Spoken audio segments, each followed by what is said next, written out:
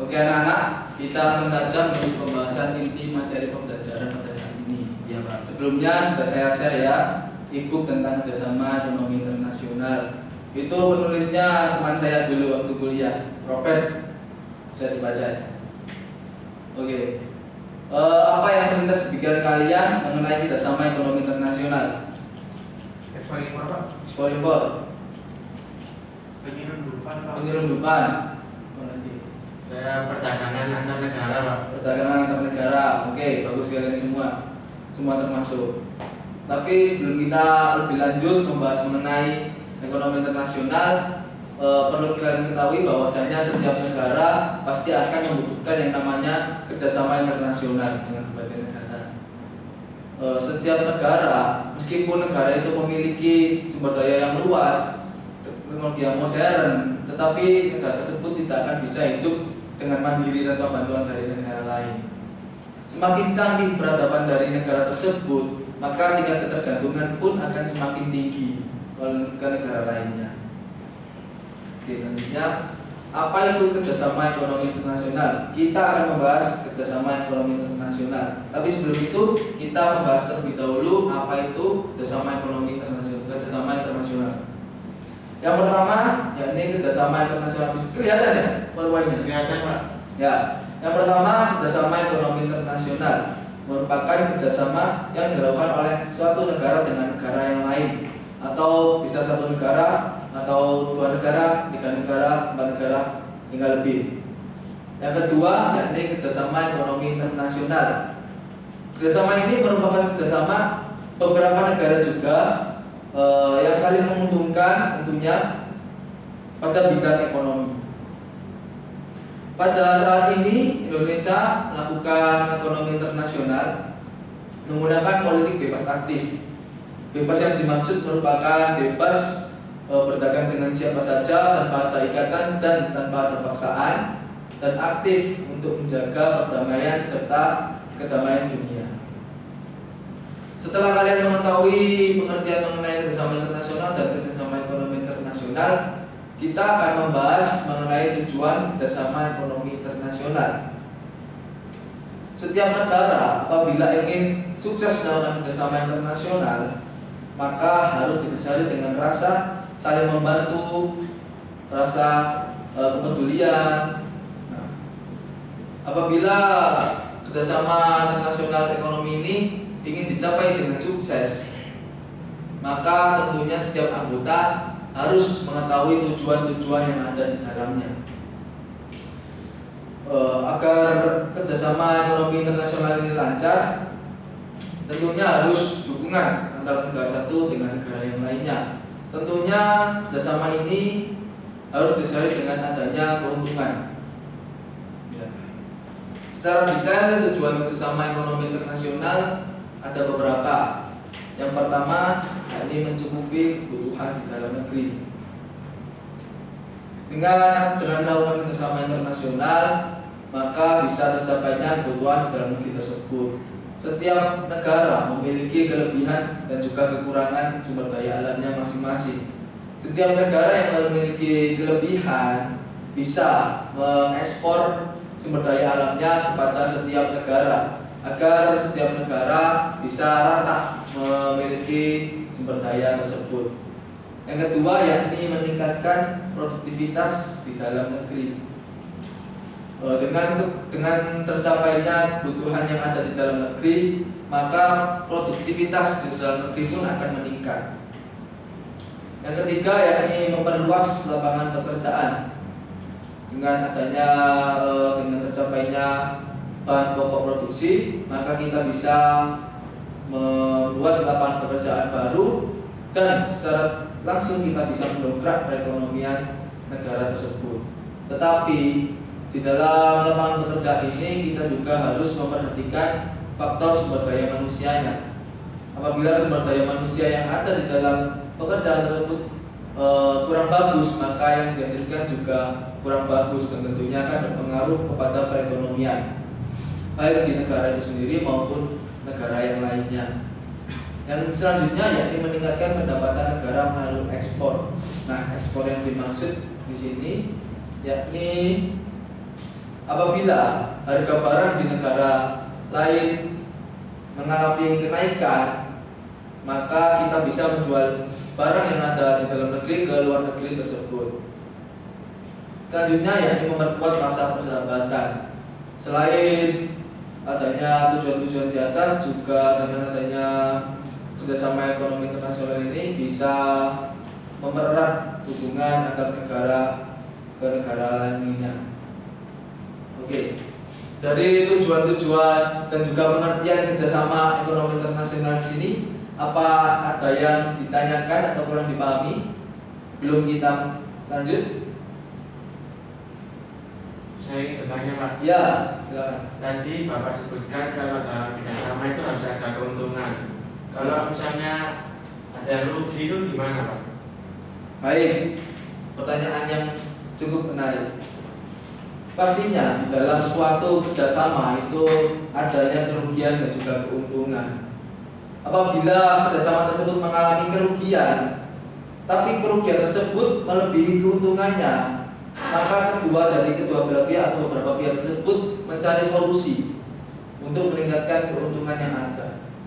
Jadi ya kerjasama tersebut tidak hanya untung saja, tetapi harus bisa bagaimana caranya kerjasama tersebut bisa untung. Sudah bisa jelas? Jelas Pak, kasih. Ya, yang lainnya, apakah ada pertanyaan atau tambahan? Atau ada yang kalian ketahui tujuan lainnya yang belum saya sebutkan di sini?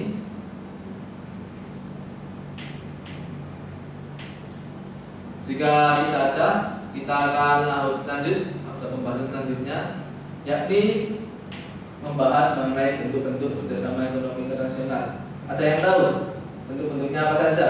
Ada 5 bentuk kerjasama ekonomi internasional. Nggak ada yang tahu ya? Oke. Yang pertama yakni kerjasama ekonomi bilateral. Kerjasama ekonomi ini kerjasama ekonomi yang terjadi antara dua negara saja. Seperti contohnya Indonesia dengan Singapura. Contohnya dalam hal bidang bisnis dan investasi. Seperti yang kita tahu bersama bahwasanya Singapura merupakan negara dengan pendapatan tertinggi. Artinya apabila kita bisa Indonesia melakukan kerjasama dengan Singapura, maka Indonesia juga akan terbantu. Contohnya dalam hal investasi. Apabila Singapura investasi ke Indonesia, Indonesia bisa memperbaiki perekonomiannya, maka Singapura juga bisa mendongkrak perekonomiannya. Yang kedua yakni kerjasama ekonomi multilateral. Kerjasama ini berbeda dengan ekonomi bilateral. Kerjasama ini merupakan kerjasama antara 2 atau lebih negara. Kalau tadi yang bilateral kan 2 negara saja. Kalau multilateral ini 2 negara atau lebih. Dan juga tidak dibatasi oleh wilayah tertentu. Tetapi kerjasama ini bersifat internasional. Contohnya ada organisasi ILO dan IMF. Selanjutnya bentuk kerjasama lainnya yakni kerjasama ekonomi regional. Kerjasama ekonomi regional ini merupakan bentuk kerjasama ekonomi di antara beberapa negara yang terletak di dalam satu kawasan tertentu.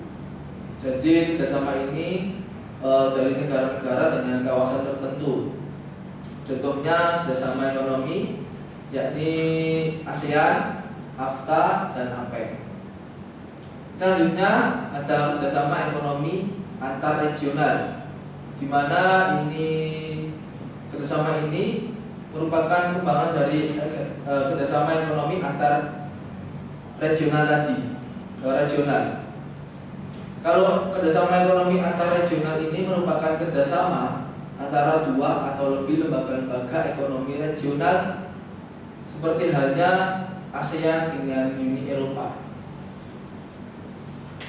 Yang terakhir yakni kerjasama ekonomi berdasarkan tujuan dan lapangan usaha. Kerjasama ini berbeda dengan 4 kerjasama lainnya. Kerjasama ini tidak terbatas pada wilayah dan hubungan internasional saja, tetapi juga ada kerjasama yang dibentuk atas dasar tujuan dan lapangan usaha. Sebagai contohnya di situ yakni kerjasama adalah OECD dan OPEC. Oke. Selanjutnya kita akan membahas lembaga-lembaga ekonomi internasional. Akan tetapi, apakah kalian ada yang kurang dipahami dari penjelasan sebelumnya? Jika sudah dipahami, itu ada 3 logo itu apa saja? Ada yang tahu? Saya Pak, Ya. yang merah sama ada kuning itu ASEAN Pak. Oke, ASEAN. Yang lainnya? IMF. Oke, MF. Pak. Yang mana? Yang tengah? Yang mana? IMF. Kemudian yang kartu ada OPEC Pak. Oke, OPEC. Kita akan membahas mengupas satu persatu ekonomi lembaga-lembaga ekonomi internasional ini. Yang pertama ada Association of Southeast Asian Nations atau disebut ASEAN, yaitu perhimpunan negara-negara Asia. Ada yang tahu siapa 5 negara pendiri ASEAN? Dari masih ingat? Salah satunya Indonesia.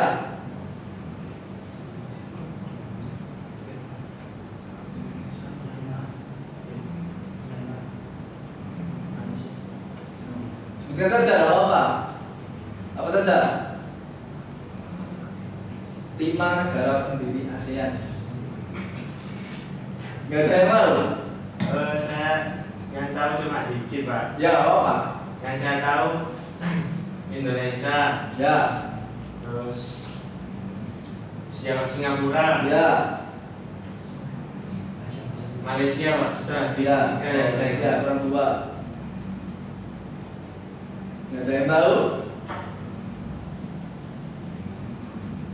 Ayo kurang 2. Benar tidak tadi? Saya Pak. Ya. Ayo. Thailand dan Filipina. Oke, benar sekali. ASEAN didirikan pada tanggal 8 Agustus 1967. Ini negara-negara tadi yang disebutkan, yaitu Indonesia, Malaysia, Filipina, Singapura, dan Thailand. Nah, tujuan berdirinya ASEAN sendiri yakni menjaga perdamaian di kawasan Asia Tenggara. Tentunya dengan terwujudnya perdamaian, maka kerjasama tersebut akan mengalami kelancaran. Selanjutnya yakni membangun kerjasama dalam bidang industri, perdagangan, serta pertanian. Yang ketiga, memajukan pertumbuhan ekonomi sosial dan budaya di kawasan Asia Tenggara. Yang keempat, mengembangkan ilmu pengetahuan antar negara yang berkaitan dengan pendidikan. Yang terakhir, yakni saling memberi bantuan di bidang pendidikan, komunikasi, teknologi, dan kesehatan. Ada yang tanyakan dari ASEAN?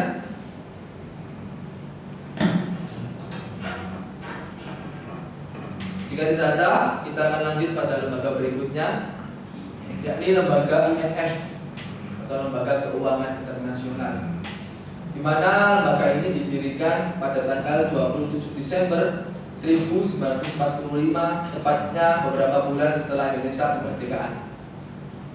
Untuk markas besarnya atau pusat kantornya berada di Washington DC, Amerika Serikat. Tahu ya Washington DC? Tahu Pak. Di sini internasional IMF memiliki tujuan untuk menstabilkan keuangan. Tujuan lainnya yakni yang pertama, meningkatkan kerjasama keuangan atau moneter internasional dan memperlancar pertumbuhan perdagangan internasional yang berimbang. Yang ketiga, yakni meningkatkan stabilitas nilai tukar uang dan membantu terciptanya lalu lintas pembayaran antar negara. Yang ketiga, menyediakan dana bantuan bagi negara anggota yang mengalami defisit yang bersifat sementara dalam neraca pembayaran. Oke, sebelum kita lanjut pada lembaga berikutnya, ada yang ditanyakan dari IMF? Jika tidak ada, kita akan lanjut pada lembaga berikutnya. Yang terakhir, yakni OPEC. OPEC didirikan pada tanggal 14 September tahun 1960. OPEC di sini merupakan organisasi negara-negara pengekspor minyak tertinggi di dunia. Tujuan OPEC sendiri yakni menentang penurunan harga minyak serta mengusahakan seragamnya harga minyak di pasaran dunia.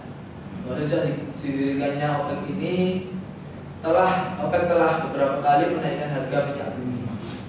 Negara-negara yang kaya akan minyak bumi dapat memperoleh miliaran uang dolar hasil minyak bumi atau disebut dengan petrodolar.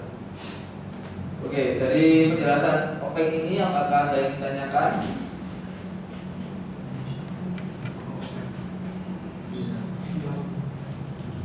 Sudah paham semua ya Bapak ya tentang penjelasan kali ini?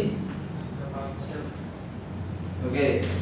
Tadi sudah tulis semua kan ya? Sudah Pak, dari awal sampai akhir Pak. Nanti di foto dikirimkan ke saya. Siap. Sebagai nilai tambahan. Ya Pak. Oke. Untuk pertemuan selanjutnya kita akan membahas kerjasama ekonomi di bidang nasional. Nasional. Silakan dipelajari ya. Ya Pak. Siap. Dan saya kirimkan ibunya lagi. Siap. Terima kasih Pak. Terima kasih dan semoga bertemu kembali pada pertemuan selanjutnya dengan saya Balafiat. Amin. Iya. Kan?